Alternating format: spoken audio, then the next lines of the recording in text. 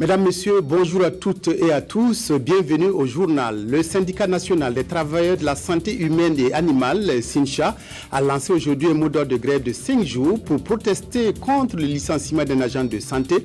Notre invité sera le secrétaire général du ministère de la Santé, M. Souleymane Sanou. Lancement à Ouagadougou du projet Amélioration des politiques de gestion durable des ressources naturelles basé sur les produits forestiers non lignés.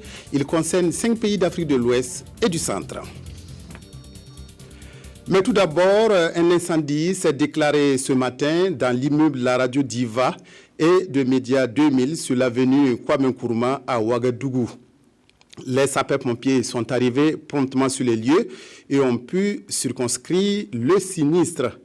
On déplore de nombreux dégâts à la radio Diva, dont le studio et les autres équipements ont été totalement détruits. Les causes de l'incendie n'ont pas encore été déterminées. Une enquête est ouverte et on en saura un peu plus davantage au cours de nos prochaines éditions. Comme annoncé en titre, le syndicat national des travailleurs de la santé humaine et animale, le SYNCHA, a lancé un mot d'ordre de grève de 5 jours qui a commencé ce mardi. Pour nous en parler et pour nous parler du mouvement, des raisons de la grève, nous recevons le secrétaire général du ministère de la Santé, M. Souleymane Sanou. M. Sanou, bonjour. Bonjour. Merci de venir ce midi sur ce plateau répondre à nos questions. Alors, est-ce qu'on peut savoir à l'heure actuelle où en est-on avec la grève du SYNCHA? Bon, on peut dire simplement que la grève est effective dans les formations sanitaires, notamment les formations sanitaires où il y a des gros effectifs. Et là où il y a la concentration, effectivement, on a les deux catégories de personnel, les grévistes, donc qui ne sont pas à leur poste de travail, et les non-grévistes qui sont à leur poste de travail. Alors, vous avez pu faire une photographie générale de la situation au Burkina Faso ou vous avez des bribes d'informations? On a une photographie de la situation au niveau du Burkina. Elle n'est pas totalement complète, mais ça nous donne déjà une figuration de ce qu'il y a. Mais sans aller dans les polémiques des chiffres de suivi ou non de la grève, nous disons déjà que lorsqu'un agent de santé se met en grève, c'est déjà une problématique pour la structure. Alors, comment appréciez-vous donc cette réaction du SYNCHA qui proteste contre le licenciement d'un agent en allant en grève?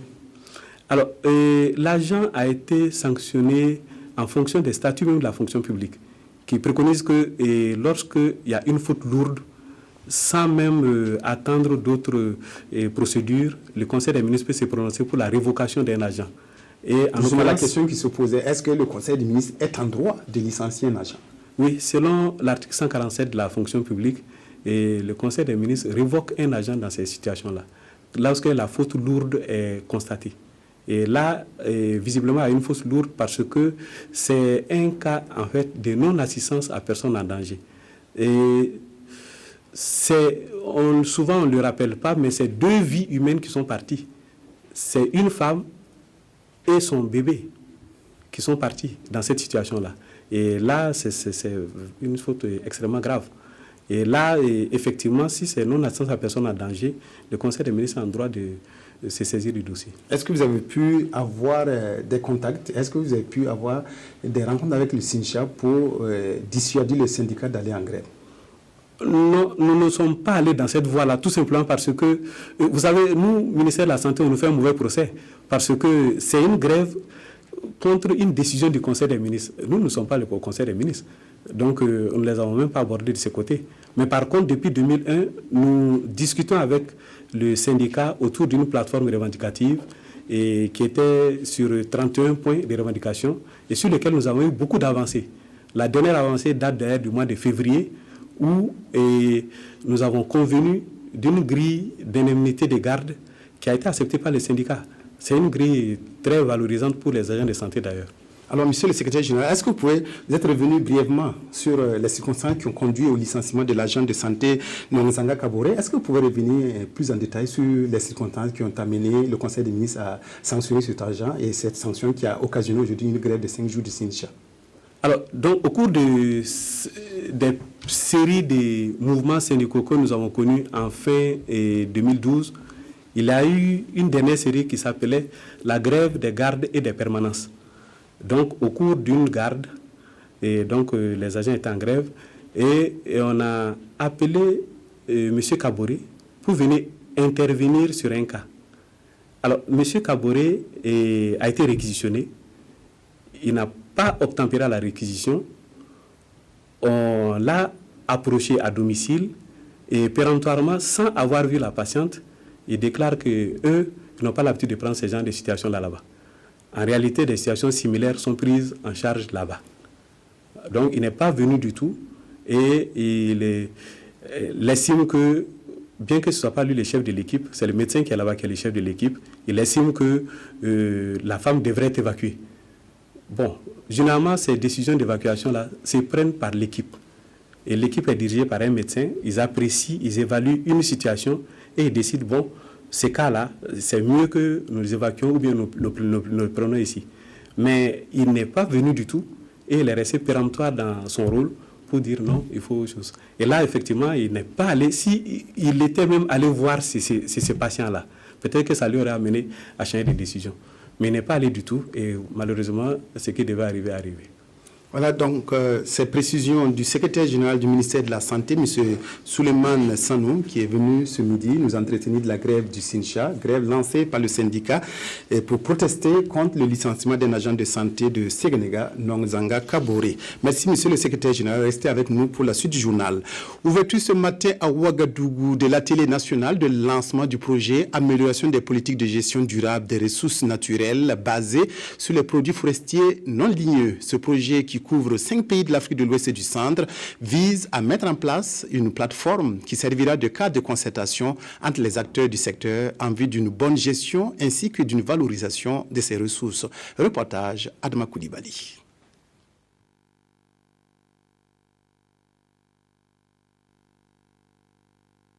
Les 80 a conduit à l'exploitation des produits forestiers non ligneux comme une alternative durable. Mais cette filière rencontre des difficultés relatives à la connaissance limitée à la gestion technique défaillante de ces ressources, l'inexistence de cadre institutionnel approprié. D'où l'initiation de ce projet régional basé sur l'amélioration des politiques et programmes de gestion des ressources naturelles pour accroître le bien-être des petits producteurs. Il s'agit là, au niveau national, de voir comment nous allons organiser les producteurs. Ça, c'est un exemple autour de plateformes d'innovation. Vous avez vu, nous avons eu un certain nombre de plateformes d'innovation sur le maïs, sur le sésame, sur le fonus, etc., sur un certain nombre de produits. Et nous pensons que cette approche va permettre certainement de mieux prendre en compte, de mieux valoriser les produits forestiers non ligneux. Financé par le CORAF UCAD, exécuté dans son programme national par l'INERA au Burkina qui coordonne sa mise en œuvre régionale, ce projet couvre en outre 4 pays qui sont le Sénégal, le Cameroun, le Gabon et la RDC. La première fois des maraîchers de la Tapua s'est déroulée vendredi dernier à Diapaga. Difficilement, la manifestation a fait ses premiers pas, mais elle devrait, dans les prochaines années, servir de cadre aux producteurs de la région pour des retrouvailles autour de leurs activités en plein essor dans la Tapua. Éléonore Yerbanga. Une mise en relation entre les maraîchers de la Tapua rendue possible grâce au programme ADEL qui soutient les actions et initiatives de valorisation et de commercialisation des produits agricoles. La foire des maraîchers était donc une belle opportunité d'échange d'expériences et de développement d'un partenariat entre producteurs. Nous voulons se faire connaître par la population de la province que vraiment à la Tapua ici, il y a des producteurs maraîchers. Et de deux, c'est pour que l'ensemble de tous les Burkinabés sachent que dans la Tapua, nous avons des producteurs maraîchers. Il y a beaucoup qui dépassent la Tapua et ils partent au Niger payer. Si ils ont su que à la Tapua, c'est qu'il y a les maraîchers, vraiment nous allons quand même, c'est un pas de gagner pour nous au niveau des débouchés. Le maraîchage dans la Tapoué constitue un potentiel qui implique et concerne plusieurs acteurs, les collectifs, les producteurs et les partenaires au développement. Et en la matière, le programme ADEL accompagne les dynamiques de développement. Le programme ADEL intervient dans le cadre de la promotion des activités socio-économiques. C'est dans ce cadre-là qu'on a tenu à soutenir cette journée, parce que ça apporte un plus au niveau de la localité et ça permet aussi un brassage entre les différents acteurs. Les différents producteurs se reconnaissent notamment à travers ce cadre-là et c'est l'occasion aussi de prospecter d'autres marchés. La foire qui fait difficilement ses premiers pas est une initiative à encourager car les différentes actions ont permis l'augmentation des superficies de la production et le développement du marché. L'Assemblée régionale des projets et programmes du centre s'est tenue mercredi dernier à Ouagadougou, 5e du genre. Elle a permis à ses participants de passer en revue les résultats de l'exécution des projets et programmes, mais aussi de proposer des actions pour accélérer la croissance économique au niveau régional. Ramatou Zida, c'est Sylvestre Da. À cette 5e assiette régionale, les acteurs du développement ont porté le regard sur l'exécution des projets et programmes de développement dans le centre du Burkina. La rencontre devra permettre d'examiner les rapports d'exécution physique et financière, mesurer les résultats atteints et identifier les mesures susceptibles de dynamiser et de rationaliser les 10 projets et programmes. Cette rencontre fait la situation du bilan de mise en œuvre de ces 17 projets intervenant dans la région. Il s'agit du bilan physique et financier par secteur d'activité. Le bilan prend en compte les investissements cumulés depuis le démarrage des projets jusqu'à la date du 31 12e mois, ainsi que les réalisations de l'année 2012. Plus de 40 milliards de francs CFA, c'est le montant des investissements des projets et programmes depuis leur mise en œuvre. Ils s'inscrivent dans les efforts du gouvernement de relancer la croissance et la promotion du développement local. Les domaines d'intervention sont entre autres les secteurs sociaux, la production et la gouvernance administrative. La nouvelle maire de Korsimoro, Salamata Ouedraogo, a été installée samedi dernier dans ses fonctions par le haut-commissaire du San Matenga. Elle a placé son mandat sous le signe de la concertation et de la recherche du consensus pour travailler à un climat de paix sociale pour effacer les tensions nées de l'installation du nouveau conseil municipal. Reportage Maïmouna Traoré. C'est dans un climat de tension sociale que le bureau du nouveau conseil municipal de Korsimoro a été élu. Après une élection invalidée le 18 janvier par le tribunal administratif de Kaya, suite à une demande pour annulation formulée par un candidat, puis un deuxième rendez-vous manqué le 1er février, c'est finalement le 21 février que ce bureau a été élu. Aussitôt installé, Salamata Ouedraogo invite la population de Korsimoro à l'union. Loin pour chercher, vous voyez toutes ces populations-là, ces hommes, ces femmes qui sont ici, je vais leur demander de m'accompagner chez les personnes qui ne sont pas contentes. On va leur demander pardon. C'est tout. Ils seront sensibles quand ils vont voir les femmes, les hommes derrière moi pour venir chez eux, pour dire que nous voulons en tout cas vous demander pardon, venez, on va travailler, ils vont accepter. Face à la population qu'il a portée à la tête de la commune, elle a dévoilé ses ambitions. La lutte contre la pauvreté, la promotion du développement humain durable et la bonne gouvernance. Il y a un barrage ici. Les femmes, les hommes travaillent déjà. À Korsimoro, ici, il n'y a pas de paresseux. Tout le monde travaille. Il y a l'orpaillage, on creuse. Vous avez des femmes qui, en longueur de journée, ils creusent. Ils font tout pour extraire une petite quantité d'or. Moi, je crois qu'il faut les encourager, il faut les mettre à l'aise pour faire ce travail. Conseillère de santé à la retraite, ancienne directrice générale de l'École nationale de santé publique de Ouagadougou et ancienne présidente du conseil d'administration de l'Office de santé des travailleurs, Salamata Ouedraogo entend, grâce à son expérience, développer des initiatives pour une réelle émergence de la commune de Korsimoro. Le chantier de construction de Sim Burkina, une usine de fabrication de ciment, est en bonne voie. À terme, cette usine permettra d'accroître l'offre sur le marché local car il est prévu une production annuelle de 650 000 tonnes de ciment.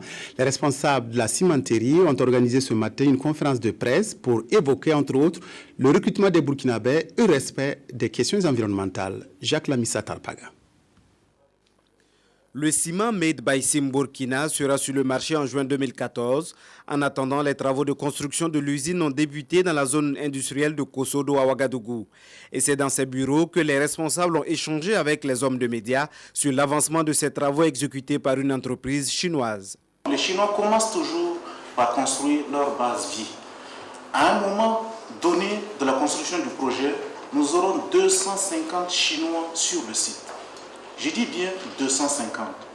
Donc le groupe Sinoma, généralement, dès qu'il arrive dans un pays pour construire un projet, il construit une base vie pour loger ses propres travailleurs. C'est seulement après la construction de cette base de vie que l'usine de broyage Sim Burkina prendra forme. Il est prévu une production annuelle de 650 000 tonnes de ciment et des 150 employés à recruter. Il y aura de nombreux Burkinabés. L'expérience du groupe est importante et le groupe, depuis le début de son intégration en Afrique, essaye d'embaucher le plus possible de main-d'œuvre locale. D'abord parce que cette main-d'œuvre, surtout dans des pays comme le Burkina, est qualifiée. Aujourd'hui, avec toutes les mines d'or, il y a un réel savoir-faire au niveau main-d'œuvre en matière d'exploitation de carrières, de traitement des pierres, et puis pour des raisons sociales évidentes. On peut dire que sur les 150 postes qui seront à pourvoir à Sim Burkina, l'immense majorité seront prises par des Burkinabés. Avec Sim Burkina, l'offre en ciment va s'accroître considérablement, mais pour l'instant, les responsables du groupe disent ne pas garantir une baisse du prix du ciment. Tout dépendra du coût de production. Bonyolo, situé à un jet de pierre de Réau dans le Sanguier, est fier des 50 ans de son école. Un demi-siècle a inculqué le savoir à des milliers d'enfants qui n'ont pas hésité un instant à revenir dans la localité pour participer aux cérémonies commémoratives du cinquantenaire de leur école. De grandes retrouvailles pleines d'émotions et de souvenirs. Reportage Éléonore Yerbanga. Construite en 1961, c'est officiellement en 1962 que l'école primaire de Bonyolo a ouvert ses portes. Avec un bâtiment à 3 classes, c'est une cinquantaine d'enfants venus de plus de 10 villages qui occupèrent pour la première fois ces locaux. 50 ans après, c'est un moment de joie, de retrouvailles et de souvenirs qui réunit les ressortissants et les anciens élèves et enseignants de l'école primaire de Bonyolo A. Les conditions n'étaient pas faciles, surtout au niveau du recrutement, parce que ce n'était pas facile d'avoir les élèves. De telle sorte que quand on devait recruter des élèves, il fallait se rendre à la préfecture et prendre le cahier de recensement, relever les élèves scolarisables et remettre la liste avec leurs parents bien sûr, et remettre la liste de ces élèves-là au niveau de l'administration qui se chargeait de convoquer les parents des intéressés, les invitant donc à amener leurs enfants à l'école. Des retrouvailles que le ministre Alain Zoubka a tenu à rehausser de sa présence au regard de l'importance de l'éducation de base au Burkina Faso.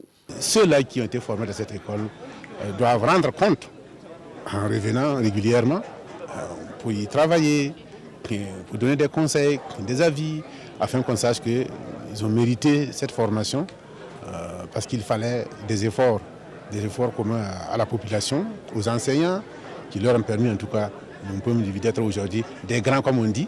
Un appel que le maire de Bonyolo, ancien directeur de l'école, entend œuvrer à sa mise en œuvre. Le ministre l'a dit tout de suite. Il m'a donné une charge que je savais déjà très lourde. Et comme je savais déjà, je me suis préparé en conséquence, mentalement et moralement, quoi. Voilà. Parce qu'il nous manque beaucoup de classes, bien sûr. Il nous manque des infrastructures. Et il y a encore qu'il faut cultiver même l'esprit de tolérance, ensuite la cohésion et surtout l'entente pour qu'on puisse arriver à un bon score, à un niveau plus élevé de recrutement. La commémoration du 50e anniversaire de l'école primaire de Bonyolo A fut une occasion pour les anciens élèves de réfléchir à la création d'une association pour la promotion et le développement de la commune de Bonyolo.